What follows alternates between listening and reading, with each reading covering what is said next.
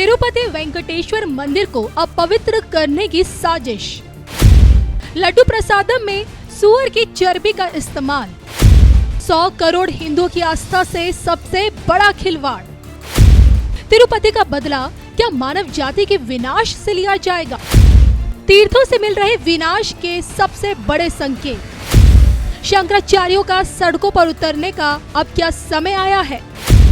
धर्म ज्ञान पर राष्ट्रभक्त विश्वविख्यात सुदर्शन चक्र ज्योतिषाचार्य श्री संत अशोका जी ने दिखाई आने वाली प्रलयकारी तस्वीर। नमस्कार, धर्म ज्ञान की खास प्रस्तुति पॉडकास्ट विद राष्ट्रभक्त विश्वविख्यात सुदर्शन चक्र ज्योतिषाचार्य श्री संत अशोका जी में आप सभी दर्शकों का स्वागत है। कविता राणा और मेरे साथ श्री संत अशोका जी। सर, सबसे पहले तो आपका स्वागत है। नमस्कार।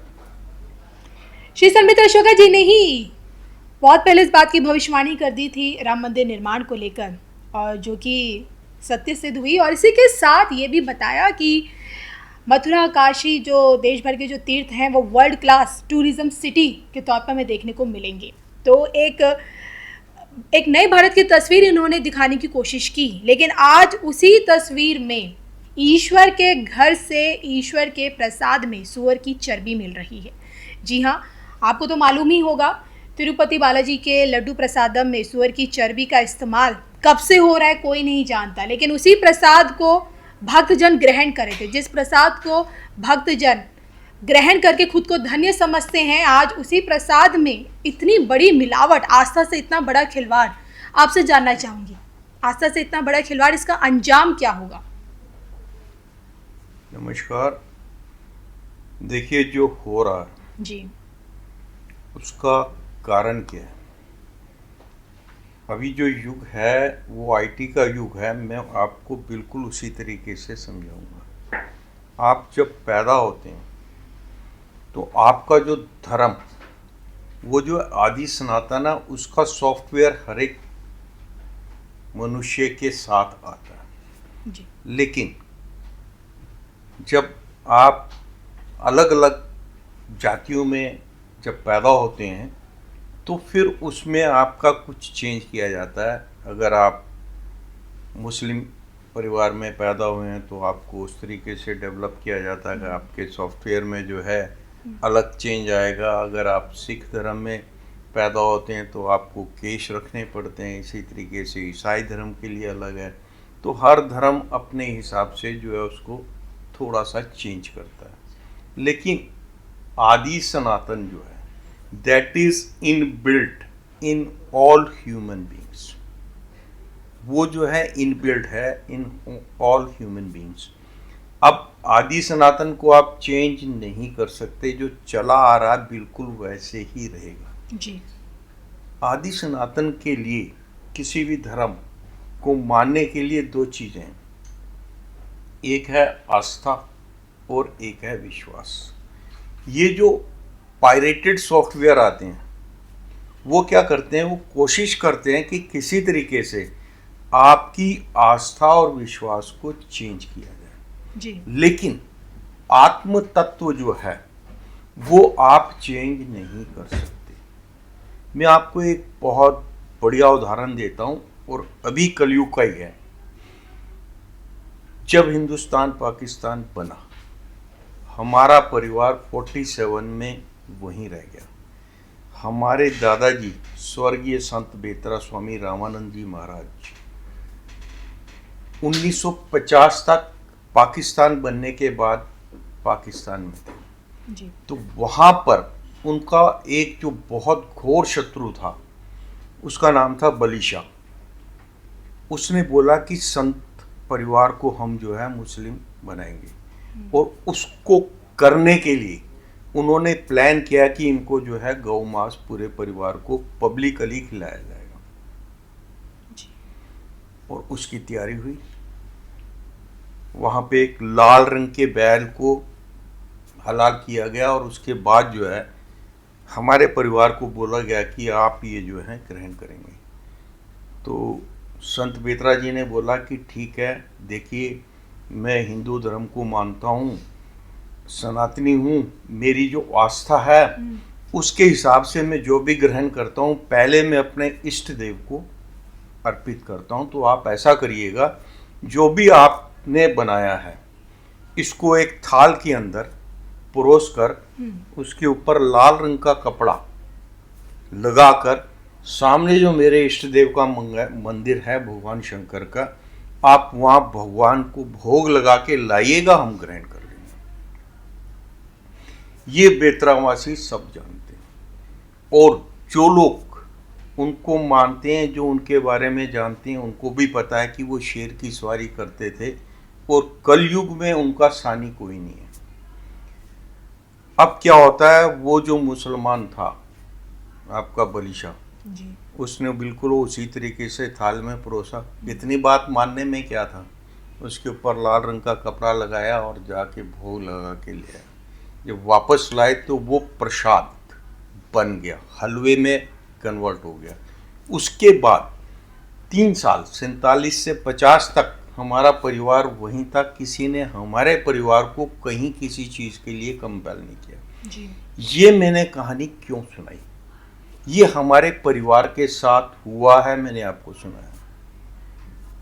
अब जो है, ये जो हुआ है प्रसाद में, एक संत महात्मा अगर इतनी ताकत रखता है कि वो जो है बीफ को प्रसाद में कन्वर्ट कर सकता है, तो तिरुपति में जो बालाजी हैं जी।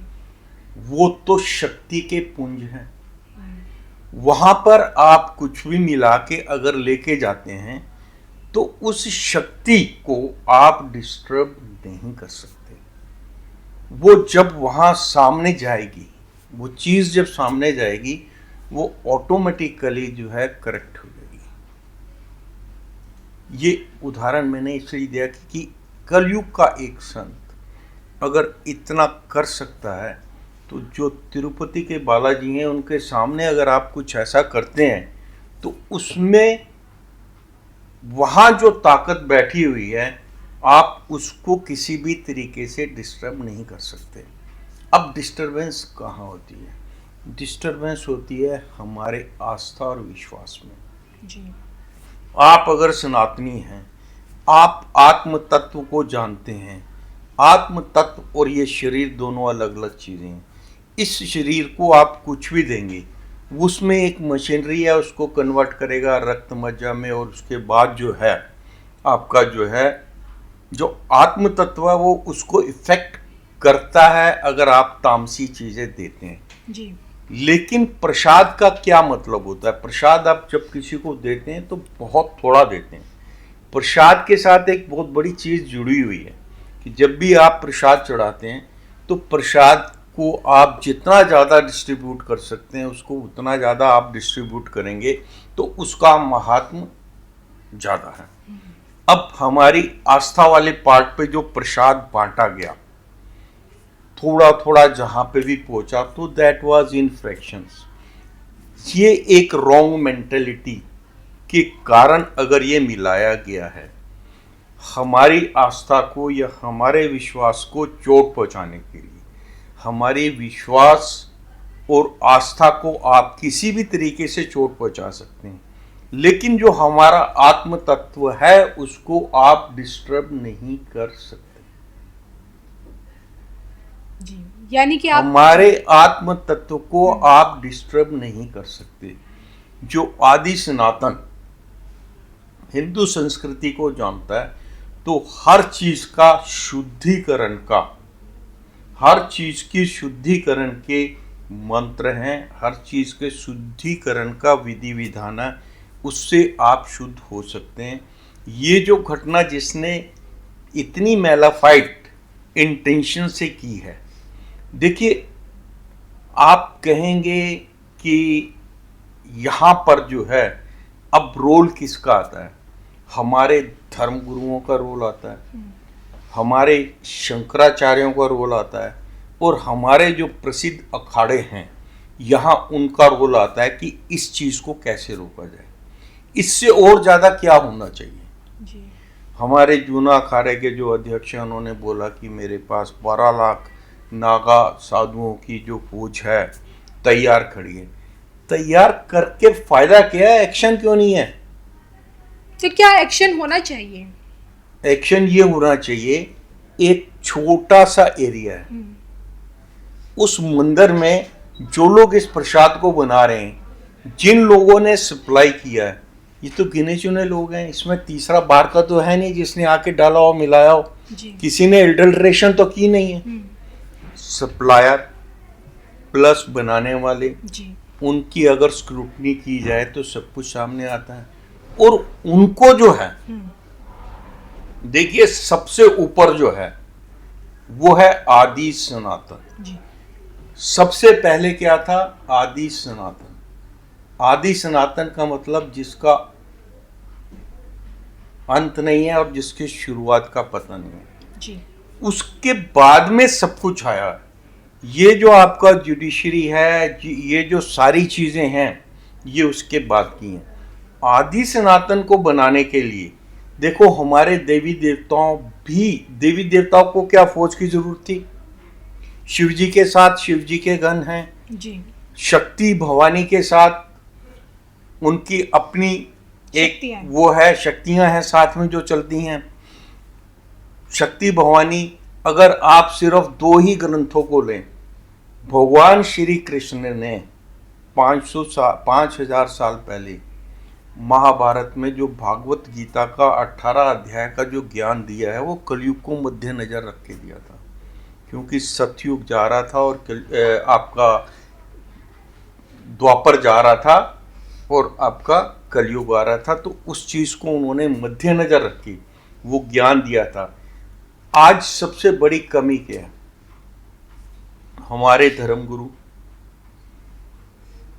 ज्ञान के मामले में उनको घर घर जाके ये अलख लगानी चाहिए। देखिए, आपने शरीर से सारे वस्त्र उतार दिए, आप नागा हो गए। या हमारे जैन समाज है, जैन साधु हैं, उसमें भी आप देखिएगा जो आपके नागा हैं जी, पीतांबर और श्वेतांबर और नागा वेश में जो हैं, तो उनका वो जो चातुर्मास करते हैं, इन बड़े बड़े तीर्थों पे ही उनको जाके उसके इर्द गिर्द में चातुर्मास करना चाहिए और वहां ये प्रवचन देना चाहिए कि भैया, आपका जो ज्ञान है, आपका जो आत्म तत्व है, उसको कोई भी किसी भी तरीके से डिस्टर्ब नहीं कर सकता। हर चीज की शुद्धि हो सकती है जी। और ये मैसेज जब आप सामने देते हैं, अब आप देखिएगा कि जो नागा साधु हैं सब कुछ त्याग देते हैं। किस चीज के लिए त्यागते हैं? आत्म तत्व की प्राप्ति के लिए जी। आत्म तत्व की प्राप्ति का मतलब है आप जो है, जो सुप्रीम पावर है, उसके लिए आप प्रयासरत हैं और उस सुप्रीम पावर की रक्षा भी आपके हाथ में, आप ही को करनी है। धर्म की रक्षा आपको करनी है। किस टाइम पे हमारे नागा साधु जागेंगे? किस टाइम पे हमारे शंकराचार्य जागेंगे? अब अयोध्या में भगवान राम की मूर्ति का स्थापना में कितने आपके विवाद हुए कि फलाने को करना चाहिए तो फलाने को करना चाहिए था, हमको नहीं बुलाया, हम इसके विरुद्ध में हैं, कई चीजें की गई। लेकिन आज जो ये हुआ है सबके सामने, साइंटिफिकली लेबोरेटरी में ये सब आपका टेस्ट करने के बाद ये आ गया कि वहाँ पर जो है उसमें आपका जो है टेलो और लॉट निकला है। टेलो जो है आपका जो है बीफ की चर्बी में को वो करके बनाया जाता है। इसी तरीके से जो आपकी सुअर की चर्बी है उससे जो है आपका लॉट बनता है। उसको आप जब ऑयल में मिक्स करते हैं या फिश ऑयल को जब आप ऑयल में मिक्स करते हैं तो उसकी जो स्मेल है उसको निकाल दिया जाता है। इतनी जल्दी आप उसका वो नहीं कर सकते कि इसमें कोई ऐसी चीज गंदी मिली हुई है। लेकिन जब उसका विश्लेषण हुआ तो वो सारी चीजें बीच में आई। तो अब हमारा जो ये समाज है, ये ढाई मन के जो साधु हैं, जो चारों तरफ गद्दे लगा के पड़े रहते हैं, उनका क्या काम है? वो क्यों नहीं आ रहे हैं जागृत करने के लिए समाज को? मैं गारंटी के साथ कहता हूं, हमारा जितना युवा समाज है जी, युवा समाज का 80%, और जो अपने आप को हिंदू मानते हैं 80% ने भागवत गीता नहीं पढ़ी होगी। उनको यह भी नहीं पता होगा कि भगवत गीता में 18 अध्याय हैं।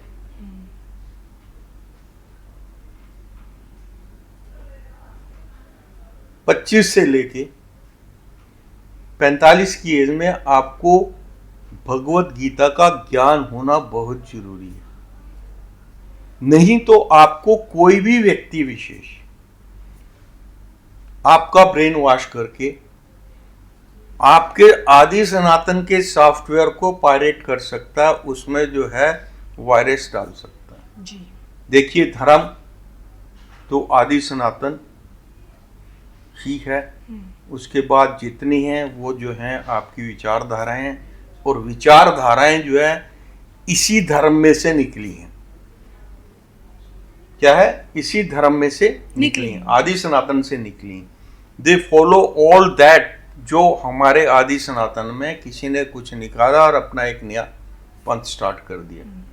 अब उस चीज को करने के लिए आप सामने वाले की आस्था को और सामने वाले के विश्वास को अगर आप इस तरीके से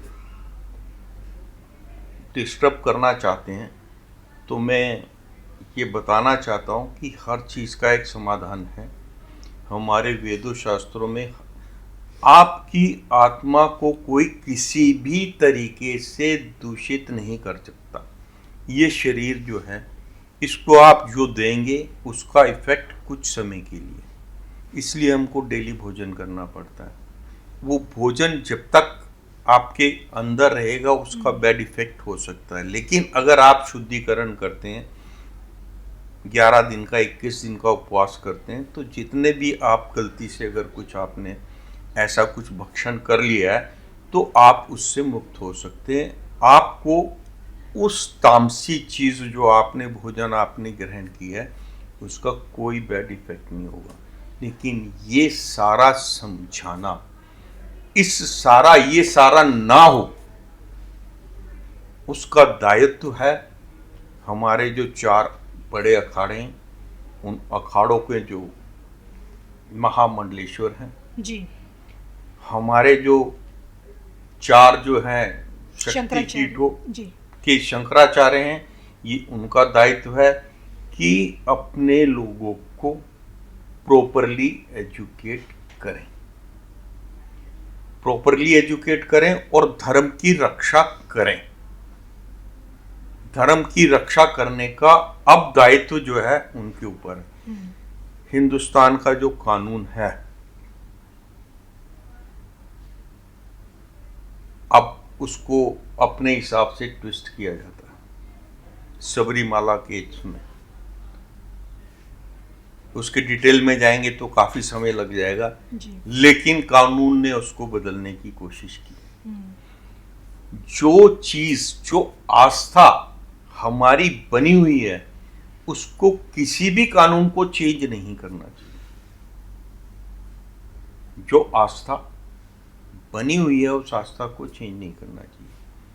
अब जैसे हमारे मंदिर हैं, जो हमारे तीर्थ स्थान हैं, वहाँ के जो पुजारी हैं, वहाँ के जो आपके प्रसाद बनाते हैं या उस कमेटी के जो मेंबर हैं, कम से कम सात्विक लोग होने चाहिए। उसमें अगर आप सेकुलरिज्म को डाल के आप दूसरे धर्म के लोगों को लाके वहाँ ऊपर बिठाओगे तो वो क्या करेंगे? वो अपना एंटीवायरस उसमें डालेंगे, जिससे आपके आस्था में, आपके विश्वास में जो है वो कुछ चेंज कर सकें, उसको जो है डिस्टर्ब कर सकें। इसका उत्तरदायित्व सिर्फ हमारे जो शंकराचार्य हैं, इनको इसको प्रायोरिटी पे लेना चाहिए। हमारे जो 4 अखाड़े हैं, उनके जो हेड हैं, जिन्होंने 18-18 लाख 12-12 लाख साधुओं की सेना ले रखी है। और यहाँ मैं एक चीज़ और बताना चाहता हूँ, अब जो आप हरिद्वार चले जाइएगा या किसी भी तीर्थ स्थान पे चले जाइएगा, आपको साधु वेश में बांग्लादेशी या रोंगिया घूमते हुए मिलेंगे, मिल भी रहे। और वो मीडिया उनको पकड़ रहा है। जी। तो उनको ये भी एक चेक होना चाहिए कि हमारी फौज के अंदर, अब भारत की फौज में क्या कोई ऐसा आदमी घुस सकता है जो आपका दुश्मन उसका है? नहीं घुस सकता। एक प्रोसीजर है उसमें लेने का। लेकिन यहाँ कुछ नहीं है, आप पीला कपड़ा पहनो और चले जाओ। और क्राइटेरिया होना चाहिए, आस्था वाला, साधु संत विश्वास में। वाला बात है। हमारे वेद ग्रंथों में लिखा हुआ है, जिसने पीला कपड़ा पहन लिया, साधु वेश में है, उसको पूरा सम्मान दिया जाए। और उसका फायदा कौन लोग उठा रहे हैं? पाखंडी लोग उठा रहे हैं। बिल्कुल। शास्त्रों का ज्ञान नहीं है। आजकल जो हो रहा है, जो मीडिया में दिखाया जा रहा है, इसको रोकना जी। हमारे धर्माचार्य, हमारे शंकराचार्य और हमारे जो चारों अखाड़ों के जो मालिक हैं, जो साधु समाज को कंट्रोल करते हैं, ये उनका दायित्व है कि हर साधु का आधार कार्ड होना चाहिए और वो किस अखाड़े से जुड़ा हुआ है उसका पूरी रिस्पॉन्सिबिलिटी होनी चाहिए। उसको धर्म का ज्ञान होना चाहिए। अगर उससे कोई बात करता है तो उसे कम से कम 2-4 मंत्र तो पता होने चाहिए। जी। सिर्फ पेट भरने के लिए आप साधु बन गए हैं तो उसको साधु का दर्जा नहीं होना चाहिए। वो भिखारी है, वो किसी भी कपड़े में मांग सकता है। तो इस चोले को क्यों बदनाम कर रहे हैं? इसका दायित्व, इसको बचाने का हक किसका है? आप फौज की वर्दी पहन के क्या कुछ कर सकते हैं? आप पुलिस की नकली वर्दी पहन के अगर गलत करेंगे, कितने दिन तक बचेंगे? लेकिन हिंदुस्तान है, धर्मशाला बना रखी है हमारे नेताओं ने। चलिए, जैसे कि कोई पकड़ा जाता है, उसके साथ अभी जो आपका तिरुपति में, अगर इसके ऊपर कमेटी बैठनी, जांच होनी चाहिए। इन लोगों को सबको अंदर ठोकना चाहिए और पब्लिक को बताना चाहिए कि इन लोगों ने, जिन्होंने ये किया, उसके साथ हमने क्या किया। गुनहगारों के चेहरे जो हैं सामने आने चाहिए। किस पार्टी से, किस मेंटालिटी से उन्होंने किया, किस मेंटालिटी से हमारी आस्था और हमारे धर्म पे ये आघात किया। जी। मैंने बोला कि अगर मैं तिरुपति गया हूं, मैंने अगर वो प्रसाद खाया है तो उसका इफेक्ट 8-10 दिन तक रहा होगा। वो मेरी आत्मा को नहीं चेंज कर सकते। उससे मेरी आत्मा पे, मेरी सोच पे, मेरे आदि सनातन सोच पे कोई फर्क नहीं पड़ेगा। ये सबके साथ है। लेकिन ये हो क्यों रहा है? ये इतनी बड़ी सेना जो भारत में साधु समाज की है, इतने बड़े बड़े जो शंकराचार्य हैं, उनका क्यों वक्तव्य नहीं आया? वो वहां क्यों नहीं पहुंचे? उन्होंने वहां धरना क्यों नहीं दिया कि इनको बाहर निकालो? इनके नाक रगड़ा के, बिल्कुल धरती के ऊपर रगड़ रगड़ के, बिल्कुल नाक वाली चीज रहनी नहीं चाहिए।